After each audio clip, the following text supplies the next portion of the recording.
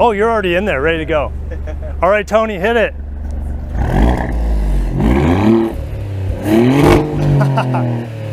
One more. Yeah.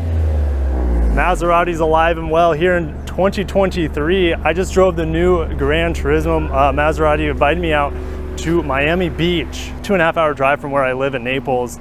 And they have a lot of cool cars here. This is kind of the bread and butter of their future lineup. We have the MC20 Halo car, 621 or so horsepower, carbon fiber tub. This thing is so beautiful, so simple, but it's their Halo product and it's trickled down throughout their lineup. Here's the new GranTurismo. Like I said, I just drove it, and this is the MODENA trim. I drove it in the Trofeo, which is the more high performance. This has about 490 horsepower. That has about 550 that I drove, but it was in Miami traffic. So I'm not gonna give you driving impressions, at least while I'm driving. I'll talk about that here in a little bit, but yeah, very gorgeous car. There's no denying it is a Maserati from the outside. You see the tridents everywhere, especially on that B and C pillar on this. And this is their new Breakneck model. It is their, you could say, mass market. It comes in around the upper 60s, tops out in the lower hundreds.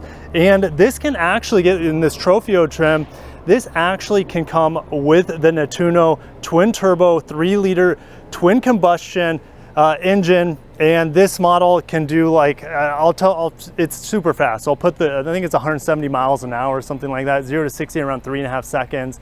It's absolutely insane. But I want to focus on the car I drove today, the GranTurismo, which is going to be probably the most recognizable for most people in the Maserati lineup. And a lot of the design elements from the MC20 Halo car have flowed down, including the grille. Of course, we have the trident in the middle, the very high premium Maserati badge there, that kind of vertical oval looking great. You see this actually has active shutters on the inside to help with aerodynamics, but a little bit better fuel economy. Now this Trofeo model, which is kind of in the midpoint. I'll talk about powertrains in a little bit, but it has carbon fiber where the MODENA or the MODENA did not.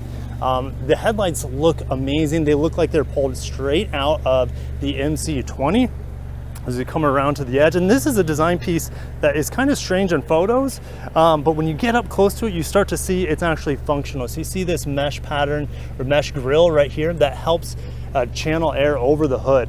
It's very gorgeous. Now they say this hood is one of the longest in the industry. If you were to flatten all the bumps and curves in it, it's around 8 feet wide. So if we come to the right, 6-piston Brembo calipers on the front, huge disc brakes, very nice glossy black rims. I love the matte paint color on here as well. Trofeo, so you know this has the upper horsepower 550. Got the functional grille marks there too. We're gonna close this so we get a better idea of the side profile of the GranTurismo. Of course, you have the beautiful trident badge right there behind the rear window. And this also has carbon fiber on the bottom, a little side skirt you could call it. And then we have 4-piston calipers, I believe, on the back with Brembo right there, that red painted. Now this has air suspension, it's got adaptable suspension. You guys heard the exhaust a second ago. It's got adaptive exhaust as well. Looks gorgeous from the back. I love the built-in spoiler right above that Maserati logo and GranTurismo. Now, from the back, you can't really tell it's a Trofeo, but there are carbon fiber elements. Like this is, I think this is just a glossy black, but you have that carbon fiber piece here. Man, that V6, guys, can you believe that is a V6, a 3-liter V6? You know, Maserati is not exempt from the killing of the V8. They're pretty much taking it out of their lineup with their larger models, but it is what it is. Let's see if I can get into the trunk here. There we go, lifts. It is automatic, big surprise. Pretty shallow trunk, but you should be able to fit some golf clubs in here, fix a flat kit. You do have a 12-volt adapter in there, but notice how this is all carpeted, very premium, and you have a ski pass through as well. I can imagine you taking this through the Alps, the Italian Alps. But let's go and get into the back seat. There's a gorgeous Trident logo. And we have a digital latch here like we've seen a lot of other competitors' products. This is going to open the door and then you just kind of push it from there. Very high quality leather here at the top and at the bottom. This dimple, this perforation sort of design looks great. Then you have the speaker cover. So this is a Sonos favorite. This has the upgraded sound system. I want to say it's somewhere around 17 speakers. Absolutely super premium, this aluminum speaker grill. It's at the top and the bottom. And this is super sharp.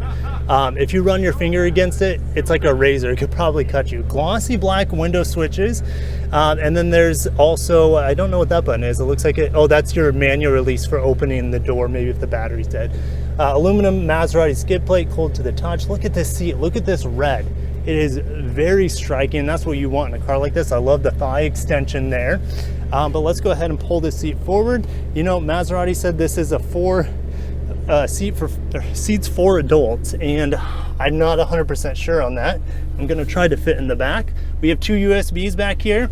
Can we pull this down? Oh, that pops out. I'm not gonna do that again, but that's for that ski pass. So you gotta love the Maserati logos. What is the headroom? Holy cow, guys.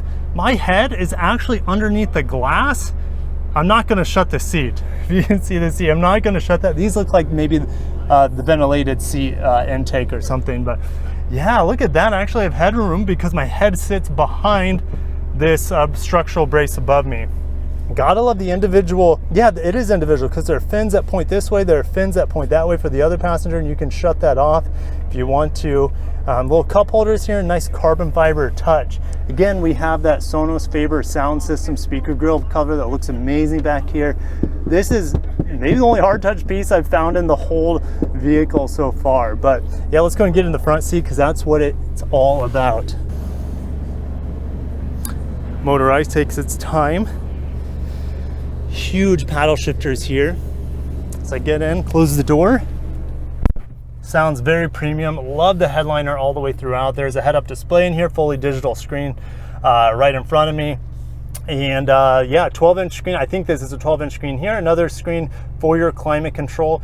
One thing that I wish I had a little bit more human interaction is the push button. So I push button and put my foot on the brake. Push button to drive, which is not my favorite thing. I wish it was a little bit more premium, a little bit more high scale instead of these glossy black buttons here.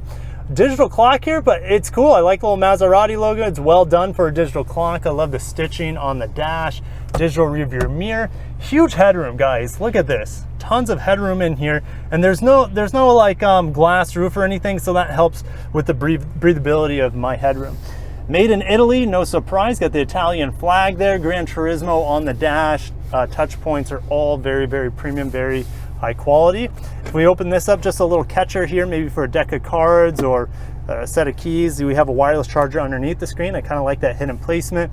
This is it's almost like a triple cup holder, but one can go on each side or one in the middle.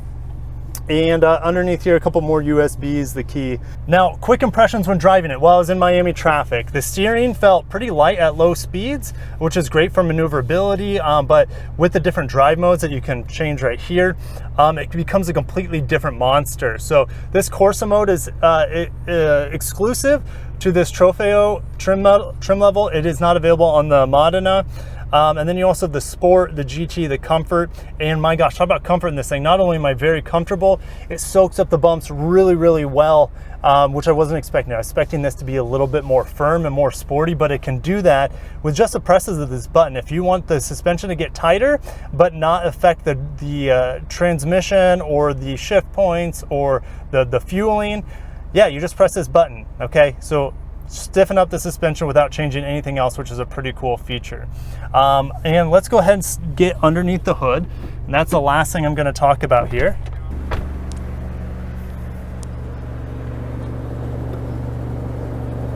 We lift it up. Of course, we have dual shocks. I mean, look at this huge clamshell-like hood. It's very, very impressive. But what's more impressive is this Nettuno twin turbo V6 that's also twin combustion. Check that out. How many cars can you actually see the workings of this going on? So here it's actually front engine, but it's mid-engine because it's sitting behind the front axle here. So weight displacement is going to be amazing. This car is going to handle really, really well because that engine is technically a front mid-engine design. Now it is all-wheel drive standard to my understanding. This is about 550 horsepower, mated to an 8-speed ZF automatic. It's a great transmission. It's kind of a match made in heaven, to be honest. But just look at the attention to detail here, guys, from the intakes. And I'll go ahead and also put in that additional footage of this Nettuno engine broke down. It's kind of like a standing 3D model over the water. It's just an amazing piece of technology that debuted in 2020 with the MC20. Now it produces 621 horsepower there. And the Trofeo, it's about 550. And like I said, in the Modena or Modena, it's about 490 horsepower. This thing can be put in front engine applications like the Grecale down there, or in front mid-engine, or true mid-engine behind the passengers as well. So this is kind of like their Swiss Army knife of powertrains that is going to be in multiple different models, but it's also going to be in a super version of the MC20. I can't think of the name right off the top of my head, but that's going to have over 700 horsepower with this twin ignition, twin combustion with 2 chambers per cylinder. It's a marvel that's really trickled down from the F1 racing scene. So really, really cool. I could stare at this is a piece of art. I wish this was just running in my office back home 24/7. It's absolutely gorgeous. And what do you expect from Maserati and an Italian automaker, where design and performance are the 2 most important things? So like I said, when I drove it, it's an absolute pleasure. I couldn't really stretch its legs too much being in Miami traffic, but half of this vehicle is about the design. You want a car that you look good in, you stand out in, and this vehicle is a head turner, absolutely. So I'm gonna give you a tour of the House of Maserati, where I got to enjoy the bay, the cars, the scenes, the beauty. It was unbelievable. But I wanted to talk about the range topping GranTurismo called the Folgore. This is a fully electric variant of the Coupe. Now, it will have 3 motors, each capable of 300 kilowatts individually. You have 2 in the rear for true torque vectoring, and you have 1 in the front to power the front wheels. Maximum horsepower is 761 or 560 kilowatts. But like I said, each one of those motors can output a maximum of 300 kilowatts individually. Peak torque is 1,350 Newton meters. The battery size is 92.5 kilowatt hours, and 83 of it is usable. The incredible thing about the Folgore's battery is that it's not a skateboard platform. And Maserati's actually making all of their vehicles capable of being internal combustion as well as electric. So the range topper here, like I said, is fully electric, but the battery is not in a skateboard fashion. It's not on the bottom. It's in the center. They call it a T-bone design. So it's mainly in the center of the vehicle. And this will help with driving dynamics. It'll help the vehicle in its turning, which is really, really exciting. It's also an 800 volt architecture. So it can charge up to 270 kilowatts. And they're saying that you can get about 100 kilometers or about 60 miles or so of charge in about 5 minutes. There's also a fully electric Grecale coming, but that will be on 400 volt architecture. And I think that's going to be a twin motor instead of a tri-motor. You can AC fast charge in just 22 kilowatts. And let's see what else. Oh, range they're saying is 450 kilometers, which is hard to equate directly into miles because that is on the WLTP, 450 kilometers. My guess is around 250 miles of range, which doesn't seem that efficient because it is not that big of a vehicle, looks to be very aerodynamic. I spoke with the Maserati president and he said the Folgore, I could be butchering it. I'm not Italian, obviously, but Folgore is Italian for lightning. And he's saying it's only 3 millimeters higher than the Nettuno V6 powered model. So that's impressive since the battery is centrally located, that the driver can sit lower. The hit point is very, very low in the vehicle compared to just about any other electric car. So who else has an electric coupe coming to the market? It's coming by the end of 2023 is my understanding. And where's Tesla and their Roadster? Maserati might be one of the first luxury performance coupes to be fully electric, to have a fully electric offering. And it's based off of their best-selling coupe, the GranTurismo. And lastly, I want to give you some performance numbers for the 3 trim levels of the GranTurismo. The top speed is 302 kilometers per hour for the Modena, and 320 kilometers per hour for the Trofeo model. 0 to 100 kilometers per hour is about 3.9 seconds for the Modena, which is about 3.7, 0 to 60, and 3.5 seconds to 100 kilometers per per hour for the Trofeo. So it's probably around 3.4, 3.3 seconds, 0 to 60 for the 550 horsepower variant. Now, when we're talking about the range topper, the Folgore, we're talking speeds of up to 325 kilometers per hour and 0 to 100 kilometers per hour in just 2.7 seconds. So 2.5 seconds, roughly 0 to 60 is super, super quick. I know there's faster cars out there, but let's be real. Are any of them going to be as gorgeous as is GranTurismo? And most of them are not coupes either. So anyways, I'm going to shut it down there. Thank you guys for watching my first coverage on Maserati. Growing up, of course, who didn't love any Italian? Let's be real. All the Italian cars, maybe not Lamborghini, they're a little bit edgy, but most of them are like Italian supermodels. They are designed first. They got curves. They got style. They're wearing that Louis, that Gucci, whatever it is. They got that swag. And it was just a dream come true to get my hands on these cars and also drive them for the very first time. Maserati spoke with me after I gathered my content, and they said, hey, we think we're going to be able to send you some cars, possibly even the MC20. So stay tuned for that. If you guys, I have a lot of ideas of what I want to do with the MC20 if I get it at my house. But thank you guys. I got to shut it down. I'll catch you in the next one. Have a great one. Peace.